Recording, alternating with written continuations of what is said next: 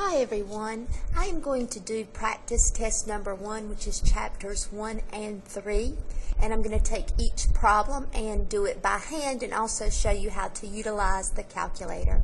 A couple of these questions are just based upon definition and symbolism, and I would consider those types of questions to be either you know it or you do not know it. So, for example, question number 1, which of the following symbols represents a population parameter?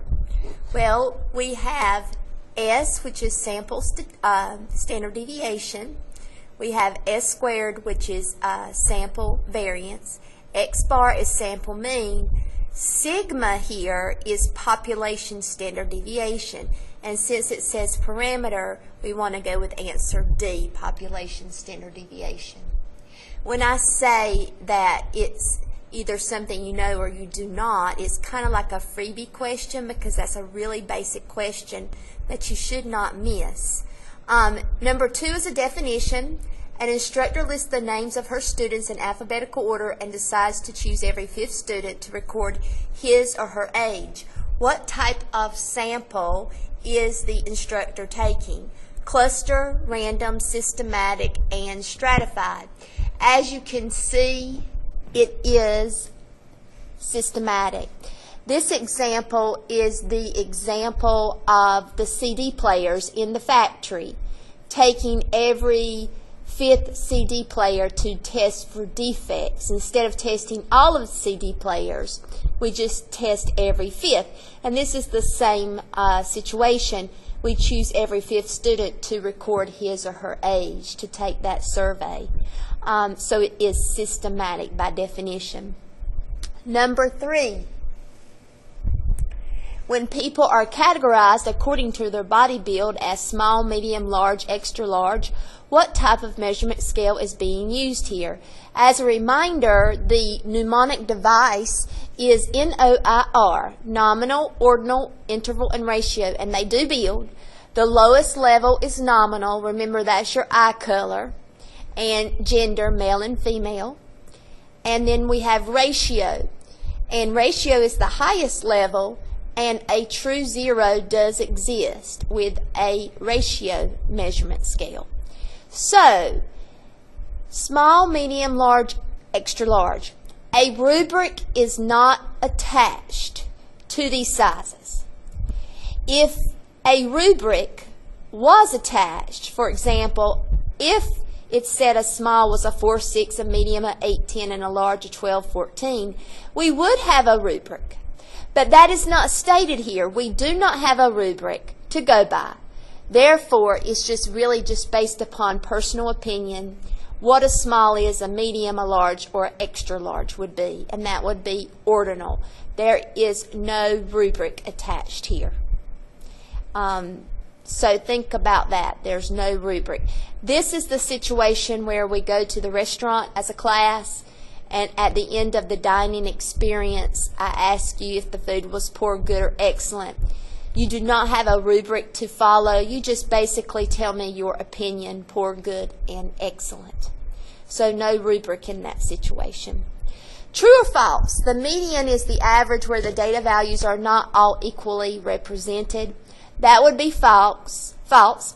The weighted average is the average where the data values are not all equally represented.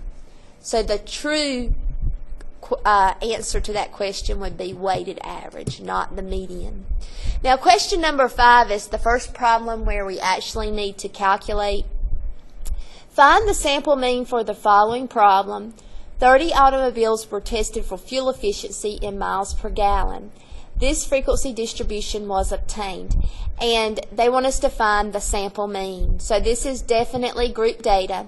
I'm going to rewrite the columns that you see here, and I'm going to show you how to do this by hand and calculator. So let me rewrite the table that you see before you. And this is question number 5. So the first 4 questions were basic definitions and concepts. And honestly, you should not miss those basic questions. Now, questions like number 5, are going to be a little bit more detailed, and so they're a little bit more difficult. The class boundaries that they give us are 7.5 to 12.5, 12.5 to 17.5, 17.5 to 22.5, 22.5 to 27.5, and 27.5 to 32.5.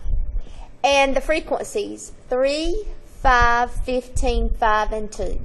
Remember, this problem is all about automobiles and their fuel efficiency in miles per gallon. And we do have 30 automobiles. The sum of the frequency column is 30. The sample size is 30. And we don't know the raw data for this problem, the individual values here for the 30 automobiles and their miles per gallon. But we do know where they fall approximately in these 5 different classes. And so we need a midpoint column. As a reminder, the first midpoint, and I'll write that up above, is going to be 7.5 plus 12.5 divided by 2. And that's going to give us 20 halves, which is 10. So the first midpoint is 10. To find midpoints, you take the lower limit and the upper limit and add them together and then divide by 2. So it's the average of the lower and the upper. So 10 falls halfway between 7.5 and 12.5. Now, the class width is the difference between any two consecutive limits or lower limits or any two consecutive upper limits. So the width is going to be 5. 12.5 minus 7.5 is 5. So if we add 5 each time, we quickly come up with the rest of these midpoints without having to use the midpoint formula so many times. Now, this is the point where TI-84 calculator people, you would put your midpoints in L1 and your frequencies in L2, and your calculator would do the work. Those of you without the TI-84, just a basic calculator, you'll need a F times midpoint column. And I was about to do a F times midpoint squared column, but I remember that they wish for us to find the mean. So we just need a F times midpoint column. 3 times 10 is 30. 5 times 15 is, so if you have a calculator, you could verify these, 75. 15 times 20 is 300. 5 times 25 is 125, and 2 times 30 is 60. We will need the sum of the F times midpoint column. So add all of those together. 30 plus 75 plus 300 plus 125 plus 60. And you get a total of 590. So the mean for group data X bar, it is the sum of all the midpoints, all 30 midpoints. So that's 590 divided by 30. And that gives us 19.6 repeating. Our midpoints are whole numbers. We don't know the raw data, but we do know our midpoints that represent the raw data. They are whole numbers, so we will have to round this to the nearest tenth. So the answer is 19.7 miles per hour. I think it was miles per hour. Excuse me, miles per gallon. Let me write that down. Miles per gallon. Fuel efficiency. Fuel efficiency. And that is going to be letter D, 19.7.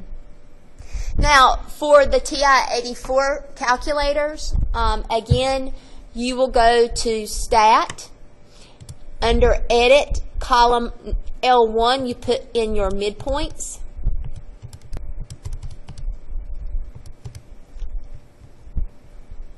And then your frequencies.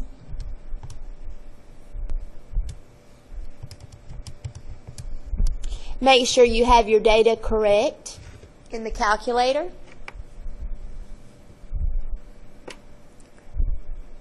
Once you have your midpoints and your frequencies in the calculator, go to Stat, arrow over to Calculate, and press Enter on one variable statistics.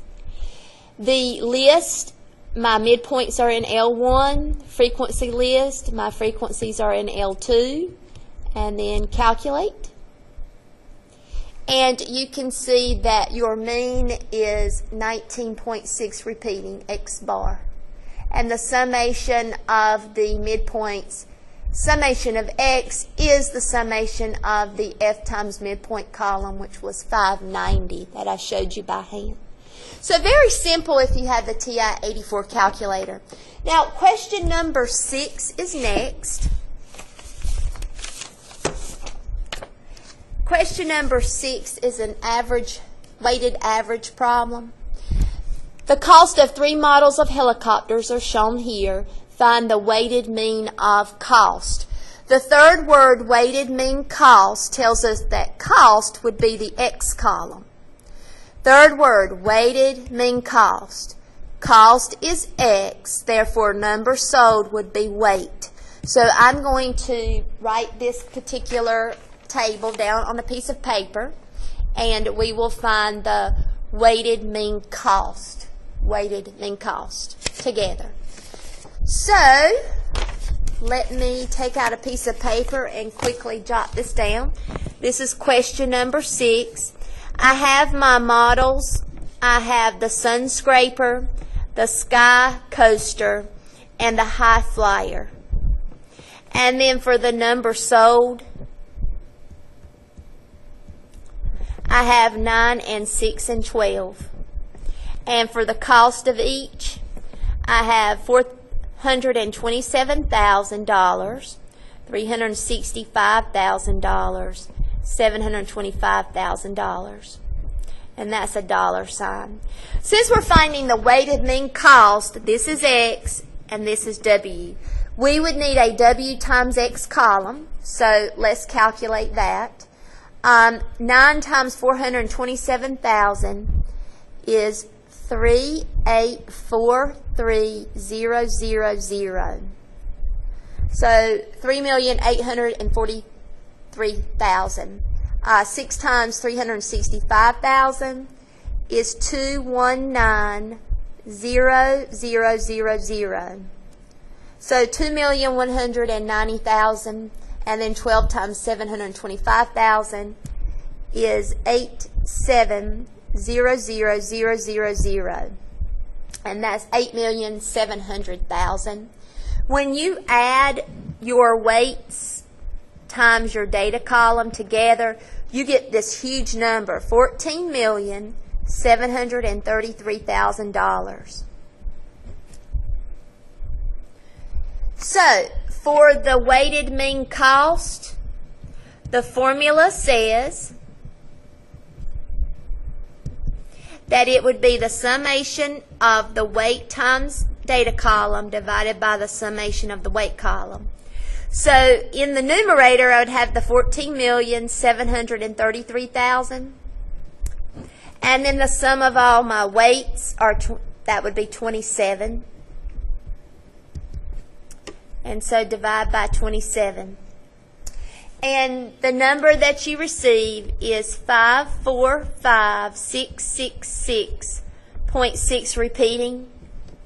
And since this is money, we'll round to 2 decimal places. So it's 545,666.67 for your final answer. And that answer is B, $545,666.67 for the weighted mean cost. So the answer is B. Question number 7. The following data are the prices of 1 gallon of premium gas in U.S. dollars in 7 foreign countries. Find the median price. I would like to say that this is raw data.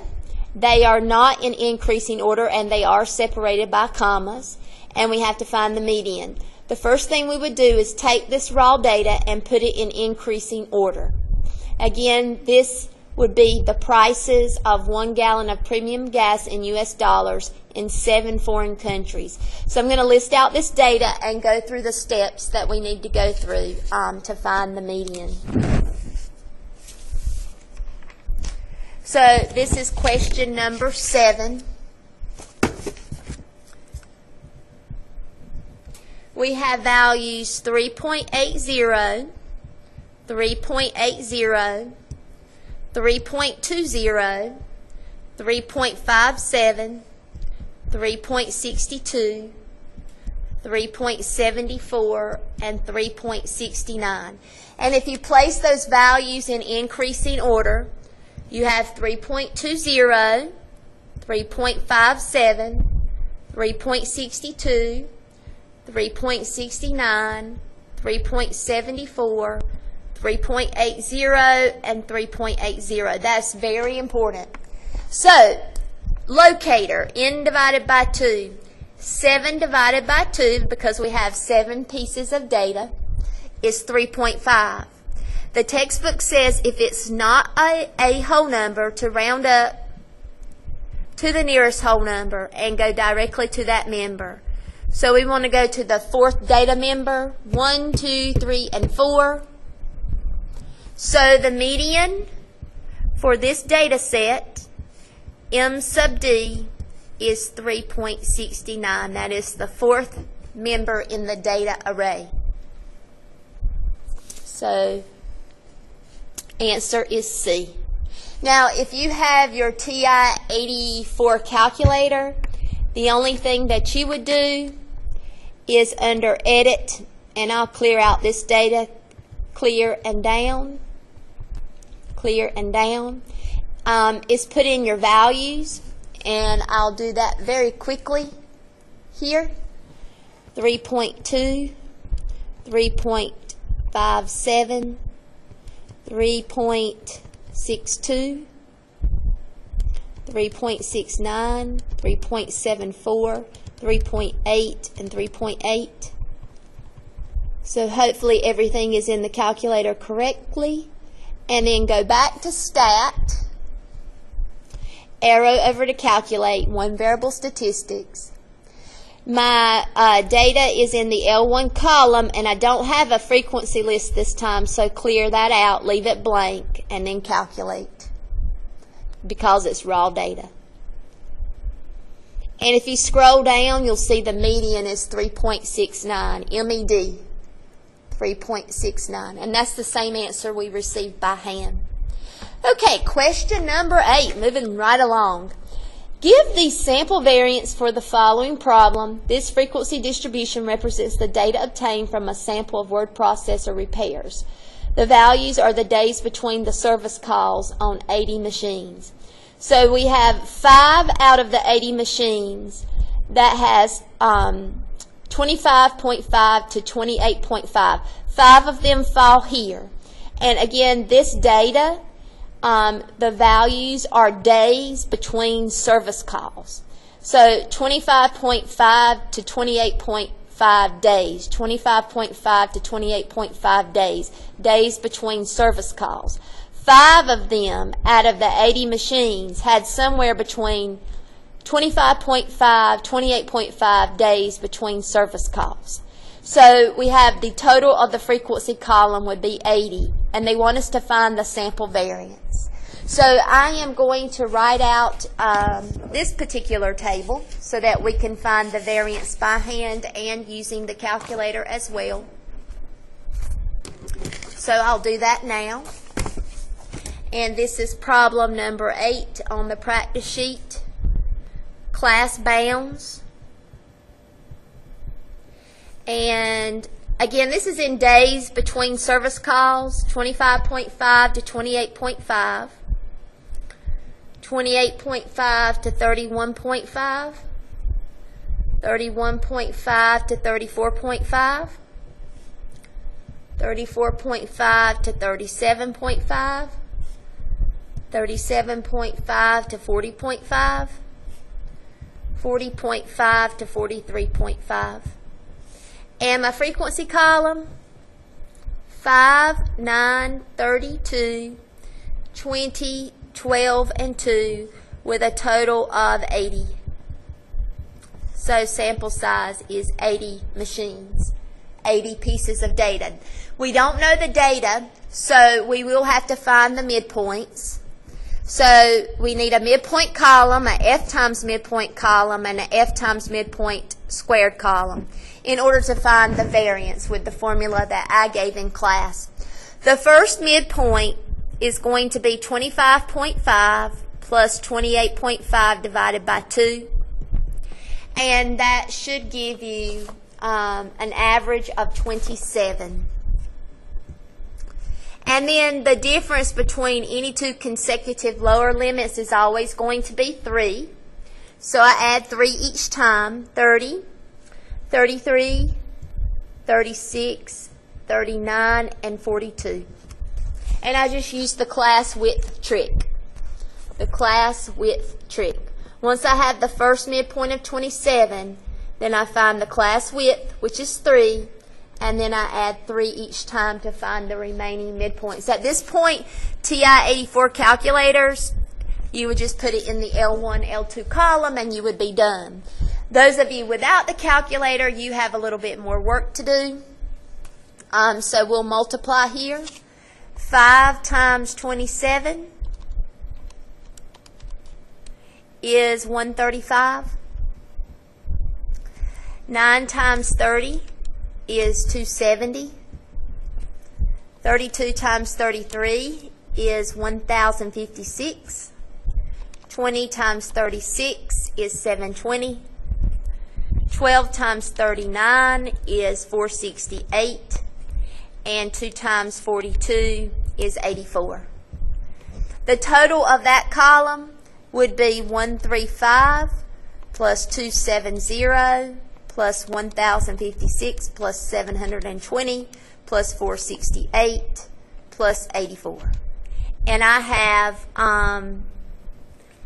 the sum of that column is 2,733.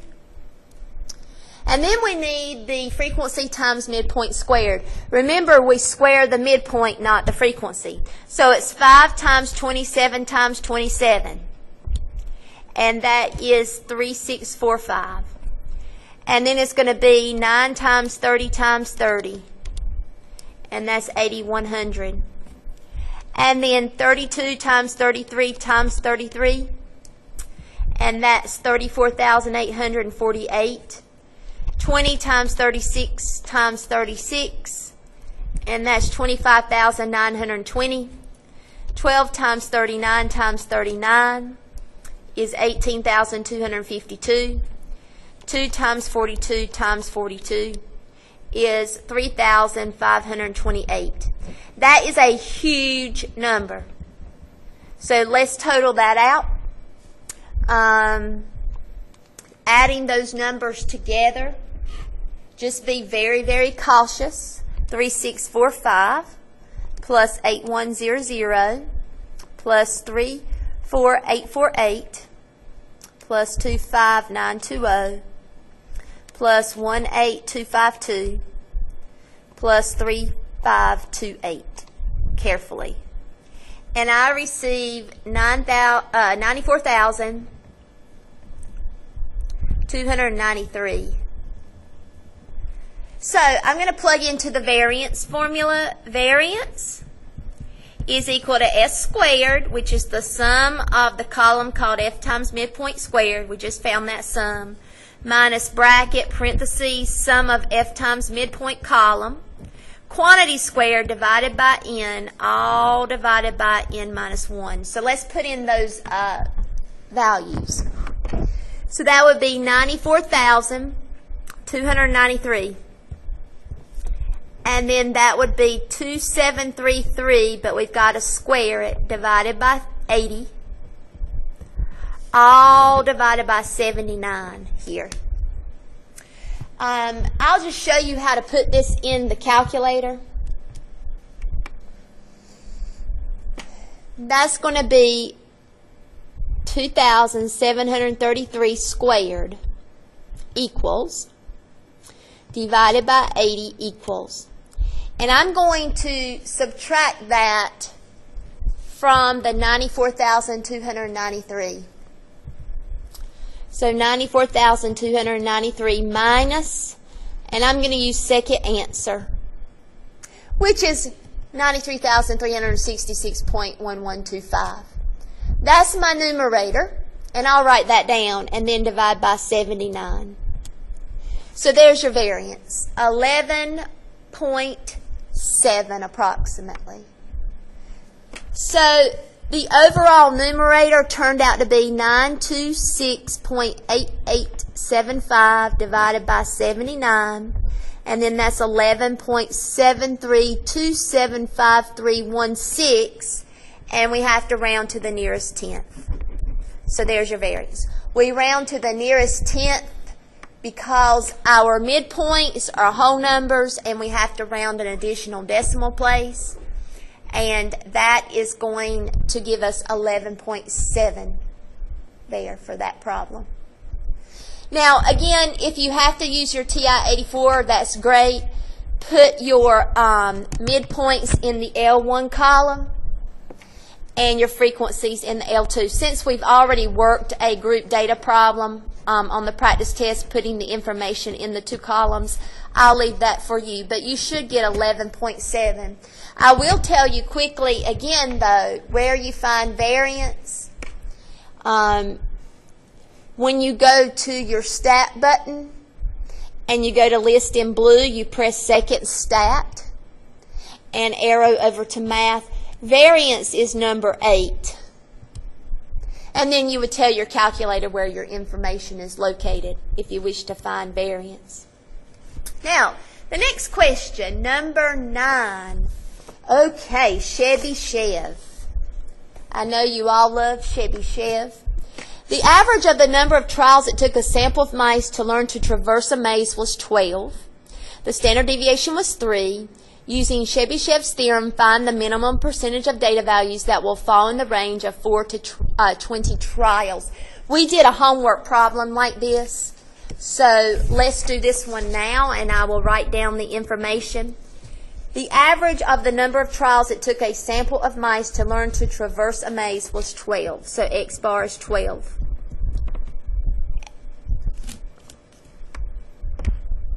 The standard deviation was 3 trials.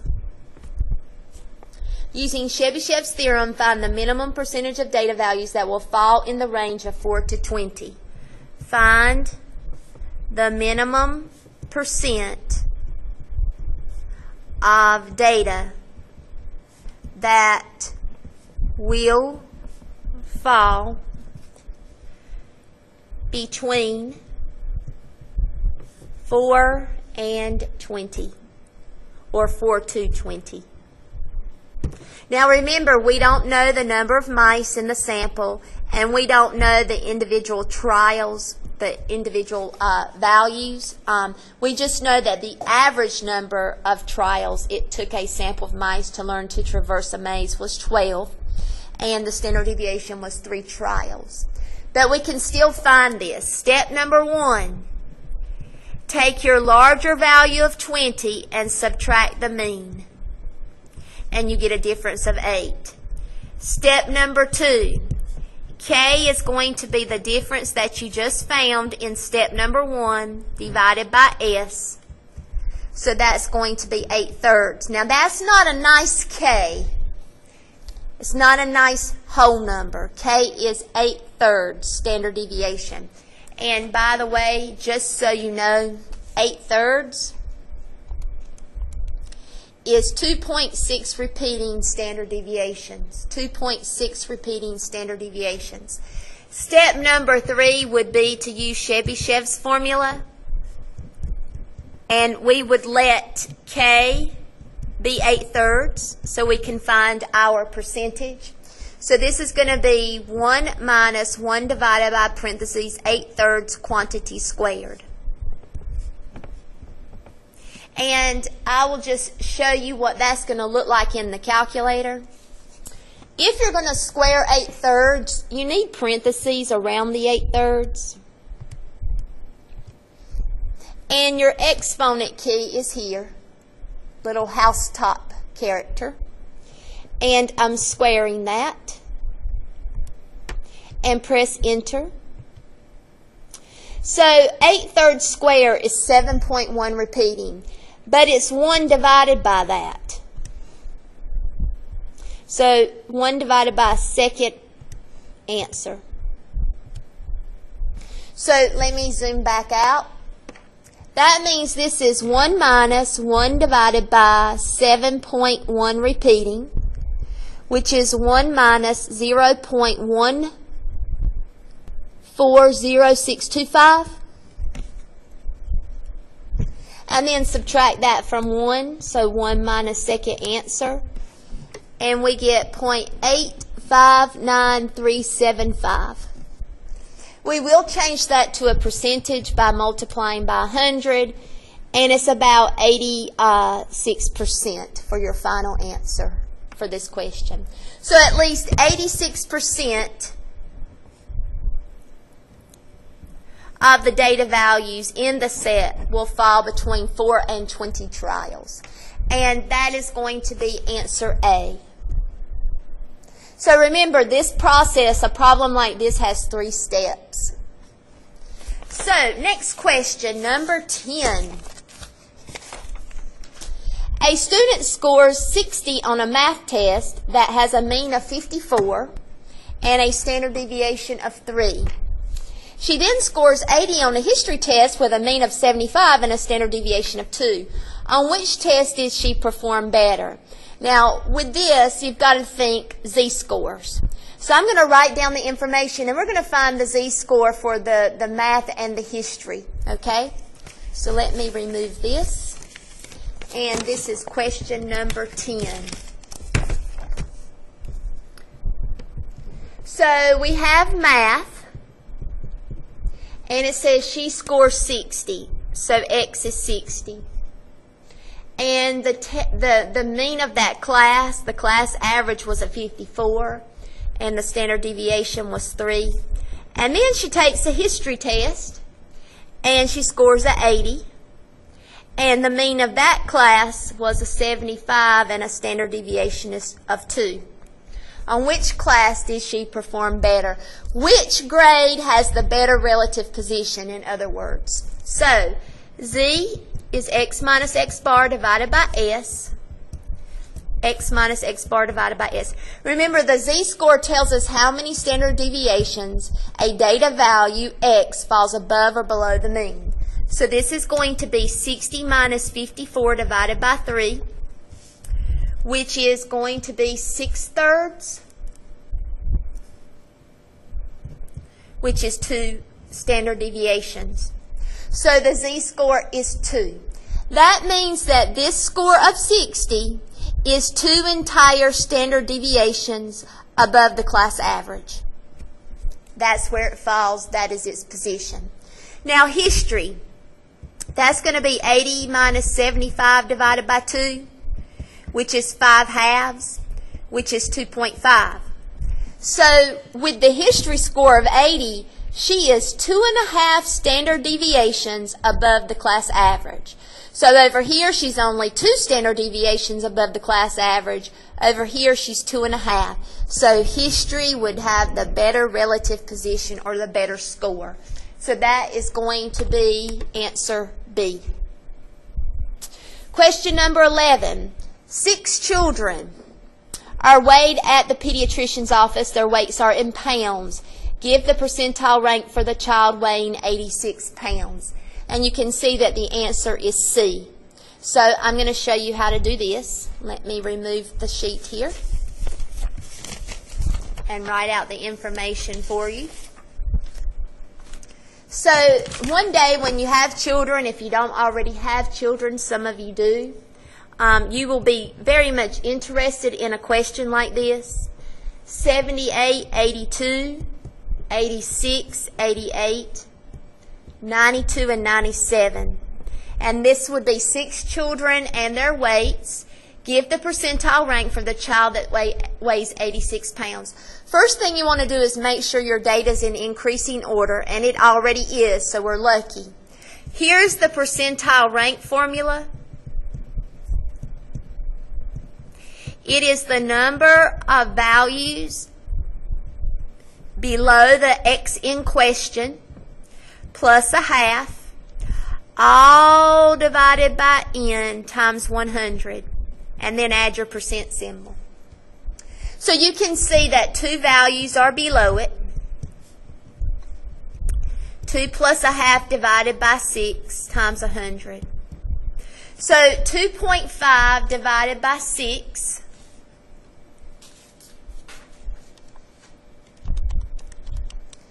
gives us 0.416 repeating, and then we multiply by 100 and add the percent symbol. So that's 41.6 repeating percent, and that's going to be 42 whole percent if you round accurately.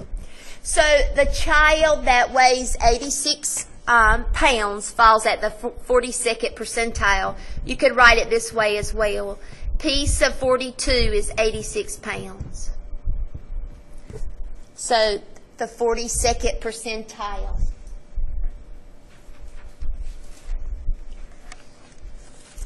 Next question actually also pertains to the same set of data. For the question 11, what weight corresponds to the 30th percentile? This is kind of the opposite of question number 11, where we have to use the locator formula.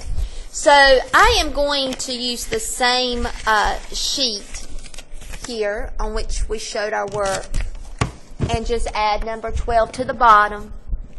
Which data value corresponds to the 30th percentile? Again, make sure your data is in increasing order, but use your locator formula.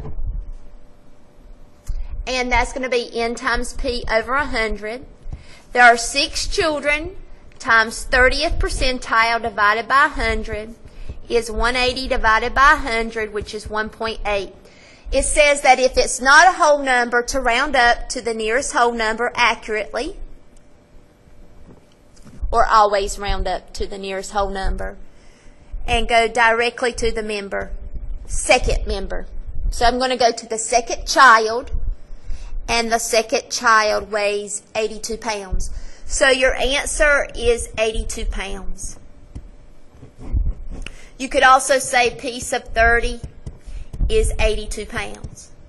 But this question says, find the data value that falls at the 30th percentile, and that's 82 pounds. And in question 11, they give you the data value and they ask you to find its percentile, which is the 42nd percentile. So these two questions are opposite each other. Question number 13. The airborne speeds in miles per hour of 21 planes are shown. Find the speed that corresponds to the third quartile, Q2. So I'm going to write this out. Again, this is group data. A lot of classes here. Airplanes, 21 of those, and their speeds. We don't know their individual speeds. We just know where their speeds fall. So we will need a midpoint column. We'll also need a cumulative frequency column. Anytime you find a measurement of position with a table like this, you're going to need a cumulative frequency column. If you notice, question number 14 says to find the speed that corresponds to the 65th percentile. So we'll go ahead and work on both of these at the same time. So, and we're almost done. There are only 15 questions with this practice test. I hope that this has been helpful. So question 13, we have our classes, and I think these are class limits. They don't overlap. 366 to 386, 387 to 407, 408 to 428, 429 to 449, 450 to 470, 471 to 491, 492 to 512, and 513 to 533. And the frequency, 4 planes, 2 planes, 3 planes, 2 planes, 1 plane, 2 planes, 3 planes, and 4 planes there. And the total of the frequency column better be 21 for the 21 planes that we have. Now, cumulative frequency will be needed to find the answers to 13 and 14. Bring over the 4, which is the first frequency, and then add diagonally. 4 plus 2 is 6. plus 3 is 9, plus 2 is 11, plus 1 is 12, plus 2 is 14, plus 3 is 17, plus 4 is 21. So thankfully that last value is 21. And then the midpoint. I'll help you find the first midpoint. It is 366 plus 386 divided by 2. And you will see that that is 376. Now, you could do that, let's see, 1, 2, 3, 4, 5, 6, 7, 8 times.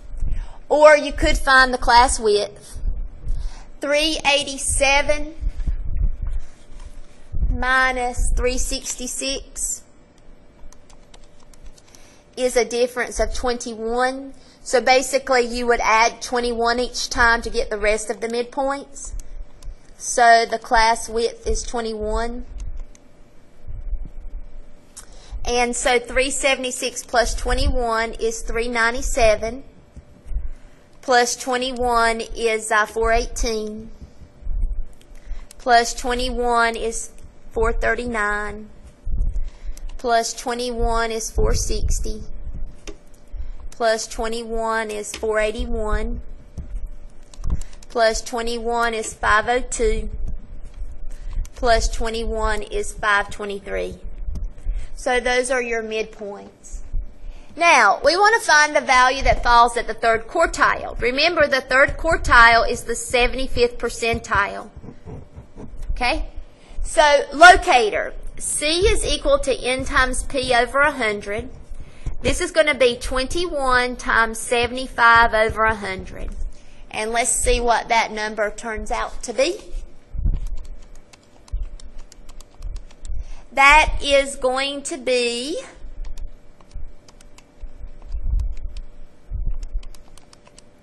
15.75. And we would round up to the 16th member or the 16th airplane. So we've got to find the 16th airplane. So here we go. The first 4 airplanes have speeds of 376. Airplanes 5 and 6, 397. Airplanes 7, 8, 9, 418. Airplanes 10 and 11, 439. Airplane 12 alone is 460. Airplane 13 and 14, 481. And here we go. The 16th and 17th, 15th, 16th, and 17th airplanes fall here. And they all have speeds of 502 miles per hour. So your third quartile or your 75th percentile is going to be 502 miles per hour. So I'll write that here. Miles per hour. Now, if you have a calculator, you could go to Stat and Edit. And I'm just going to clear out this list. And midpoints go in L1. So 376, 397, 418, 439, 460, 481, 502, and 523. And hopefully everything is okay. And then my frequencies,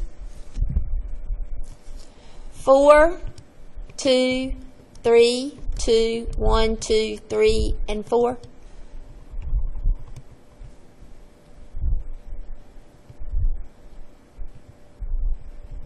Okay, so once they are in, you go to Stat, arrow over to Calculate. L1 frequency list is L2 and Calculate. And the first quartile, which is the 75th percentile, is 397 miles per hour. The median, which is the 50th percentile, second quartile, is 439. And then the third quartile, which is the 75th percentile, is 502. Remember, the calculator only gives you Q1, Q2, and Q3. 25th percentile, 50th percentile, and 75th percentile. So, Question 14 is going to require a little bit more work. Question number 14 says, for the problem above, find the speed that corresponds to the 65th percentile. So I am going to find the locator for that. And this is question 14. C equals N times P over 100. That's 21 times 65 over 100. So which member are we looking for?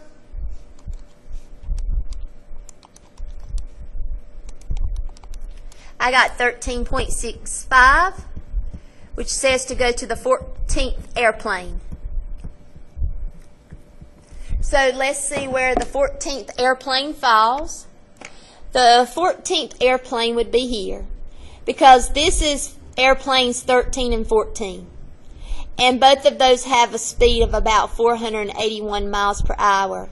So the answer to question 14 is 481. 481. So P sub 65 is 481 miles per hour. And so that is answer C. Last question, and there's no way to do this one on the TI-84. You have to have a cumulative frequency column, every single person in the class, and you have to use the locator formula. And I apologize, there's actually 18 questions here. Some of these are pretty simple, so not too much more. Number 15, for example, is a giveaway, a freebie. Chebyshev's theorem applies only to the bell-shaped symmetrical distribution, while the empirical rule applies to any distribution regardless of shape. This is false. These are switched around. Chebyshev's theorem applies to all distributions. The empirical rule only applies to the bell-shaped symmetrical distributions. So this statement's false. This is number 16 is one of my favorite questions. Given the data set A, determine what percent of the sample data falls within half a standard deviation of the mean. Be specific and use Chebyshev's theorem. So I'm going to write out this data set, and I did one of these in the lecture notes and one of these in class. But this is one of my favorite questions. Make sure you definitely know how to do this. 10 and 44, 18, 23, and I believe that's a 15. I crossed through these. I'm sorry. Let me do this. The data set is 10, 44, 15, 23, 14, 18, 72, 56.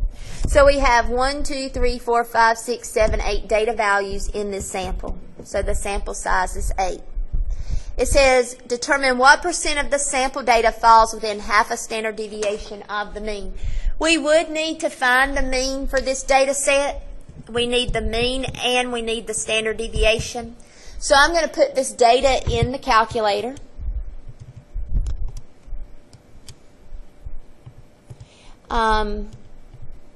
Those of you without one of these calculators, unfortunately, you're going to have to take the time to find the mean and the standard deviation by hand, and you should know how to do that. But I'm just going to plug it in. 10, 44.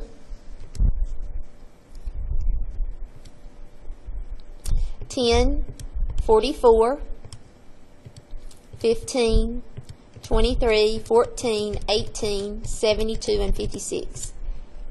And then stat, arrow over to calculate.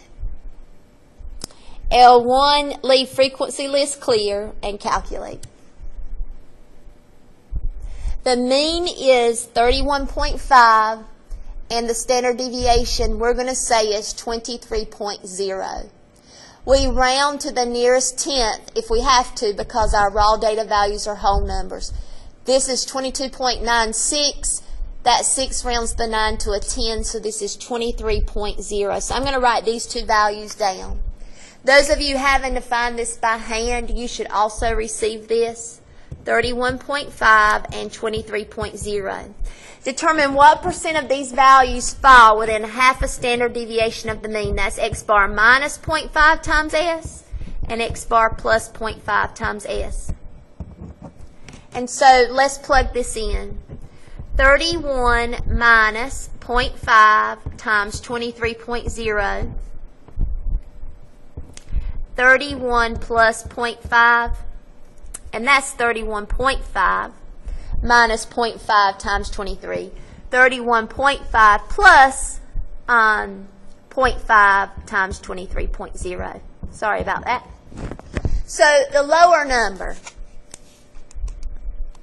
in the range, 31.5, which is my mean, minus 0.5 times 23.0. And I have 20. And then the upper number, 31.5 plus 0.5 times 23.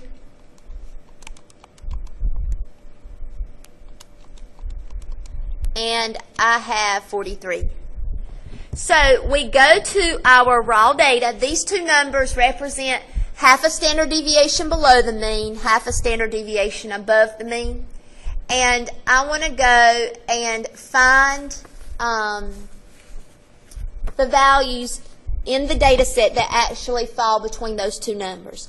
10 does not, too small. 44 too large. 15 too small. 23 does. 14 is too small. 18 is too small. 72 is too large. And 56 is too large. There is only one data value out of the 8 that actually falls within half a standard deviation of the mean. So to determine the percentage, 1 out of 8. 1 out of 8.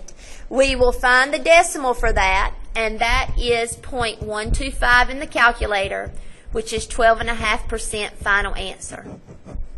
So at least 12.5% of the data values in this set fall within half a standard deviation of the mean. Now, Chebyshev's theorem only applies for k greater than 1. So technically with this particular practice test, I probably should not have used a half a standard deviation below and above because k needs to be greater than 1.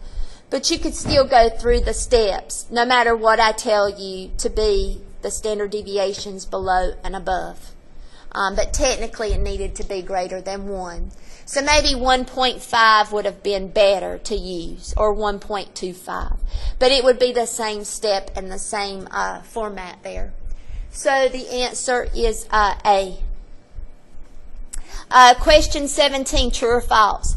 If a distribution is negatively skewed as shown in the figure below, then most of the data falls to the right of the mean. This is actually a true statement. Remember, if it's negatively skewed, it means it's left skewed or left tailed. That means there's very little area in the left tail.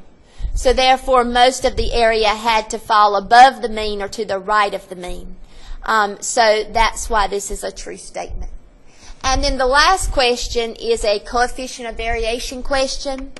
The average age of accountants at Three Rivers Corporation is 26 years old with a standard deviation of 6 years old.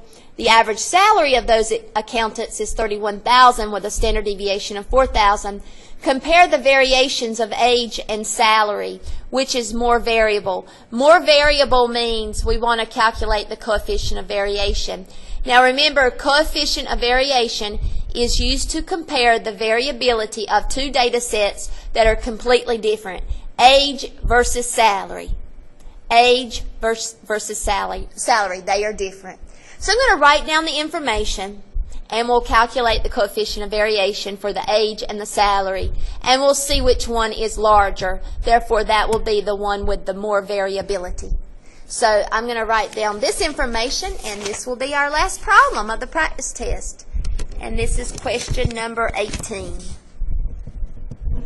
And that will conclude our lesson for today. So, age and salary. The average age is 26 years old. Young people there. Standard deviation is 6. The average salary is $31,000. Not too bad. and then the standard deviation is $4,000. So let's find the coefficient of variation. CVAR is going to be the standard deviation divided by the sample mean times 100%, or times 100.